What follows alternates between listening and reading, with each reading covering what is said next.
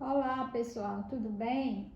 A convite do nosso amigo Alberto Perdigão, eu estou aqui para falar um pouco para vocês sobre o terceiro setor, né? Ele me apresenta aqui 3 pontos. O primeiro é quem é o terceiro setor? Então, o terceiro setor são todas as instituições sem fins lucrativos. E aí a gente traz para dentro do campo de políticas públicas, as chamadas políticas sociais especificamente. Então eu tenho as associações, as fundações e as organizações religiosas. As associações, o Código Civil traz, dizendo que é um conjunto de pessoas. E eu parto desse modelo e trago também para dentro dessa natureza jurídica de associações o movimento sindical, né? O que a gente chama de dos sindicatos, seja eles dos trabalhadores, seja ele patronal.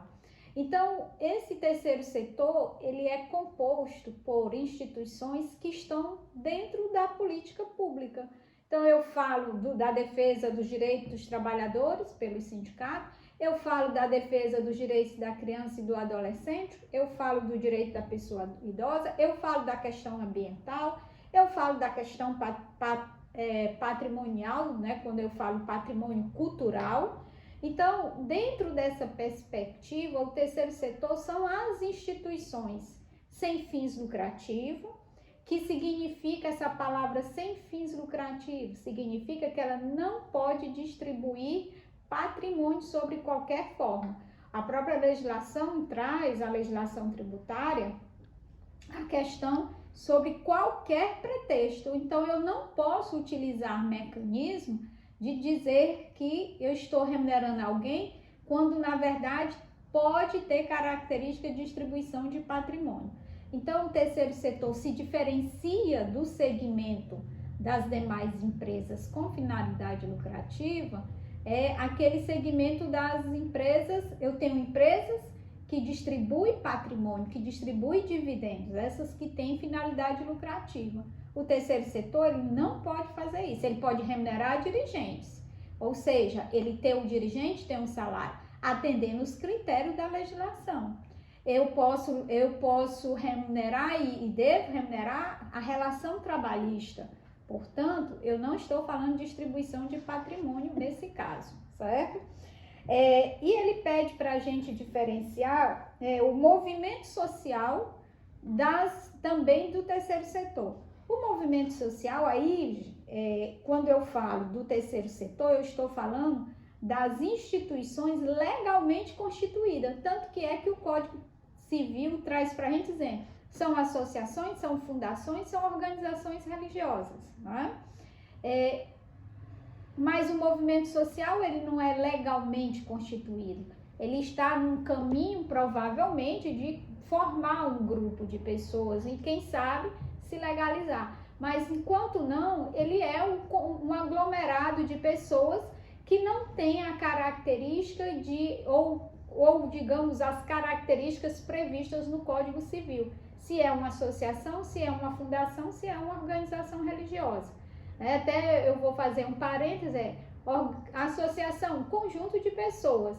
Fundação, eu não falo de pessoas, eu falo de um patrimônio. E aí totalmente regulado e dependente de autorização do Ministério Público do Estado. E as organizações religiosas, elas têm um fim específico, né? Embora diga, mas a questão da fé não está necessariamente na política pública, não. Mas ele está previsto no Código, no artigo 150 da Constituição, quando fala da imunidade de impostos, e a maioria das organizações religiosas realizam uma atividade social chamada obras sociais. A Igreja Católica é pioneira nessas organizações sociais, seja na educação, seja no acolhimento de pessoas em vulnerabilidade social. As igrejas evangélicas também estão presentes e outras denominações religiosas também estão presentes. Então, diferencia dentro do terceiro setor para uma empresa com finalidade lucrativa. Ambas têm CNPJ, ambas são empresas, tem um arcabouço, né, jurídico a ser cumprido. mas uma, no caso sem fins lucrativos, não distribui patrimônio. Com finalidade é a sua essência, remunerar o capital, portanto, ter distribuição de dividendos.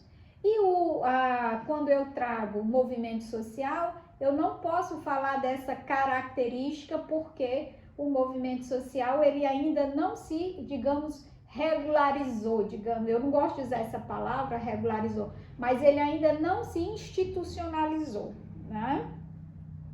Então, eu espero que eu tenha contribuído nesse ponto. O segundo ponto, quando nós temos